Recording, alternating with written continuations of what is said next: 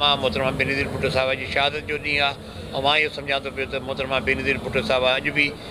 हक़ीक़ी जेके सियासी वर्कर आहिनि, सियासी कारकुन आहिनि, अवाम नास था अॼु बि जेको कंहिं बि पासे ॾे हुजे, थोरी हुनजो तालुक़ु पीपल्स पार्टी सां हुजे या न हुजे, उहो मोहतरमा लाइ जेको हिकिड़ी पंहिंजे दिलि में इज़त बि रखे थो पियो, पंहिंजे दिलि में हिकिड़ी इज़त रखे थो पियो, पंहिंजे दिलि में हुनजी जॻह थो ॾिए पियो। तो मुंहिंजी नज़र में अॼु असां सभिनी जे लाइ उहो मुक़ाम आहे जिते असां इहे कंटम्पलेट कयो त मोहतरमा बेनज़ीर भुट्टो साहिब जी शहादत खां पोइ जेको मुल्क जो हाल आहे इनखे कीअं सुधारण जी कोशिशि कजे। लीडरशिप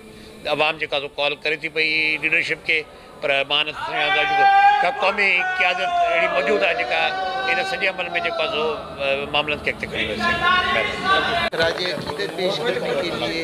उनको याद कराने के लिए उनकी कमी हम पाकिस्तान में बहुत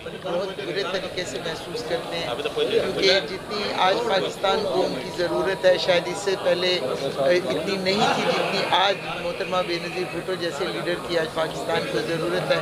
जो इंटरनेशनली नेशनली पाकिस्तान को रिप्रेजेंट करती थी। और पाकिस्तान का जो इस वक्त इमेज मुल्कों में दूसरे मुल्कों में ख़राब किया जा रहा है, मोहतरमा बेनज़ीर भुट्टो साहब एक पुल का किरदार अदा करती थी, एक वेस्ट और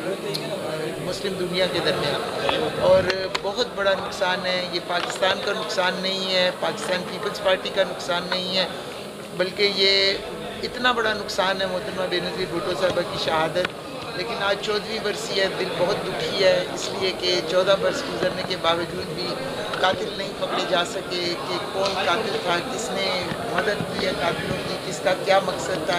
बस एक कभी कहते हैं कि democracy is the best friend, कभी कहते हैं फलाने मारा, लेकिन जब तक एक इन्वेस्टिगेशन का सही तरीका, क्योंकि वो सिर्फ पाकिस्तान की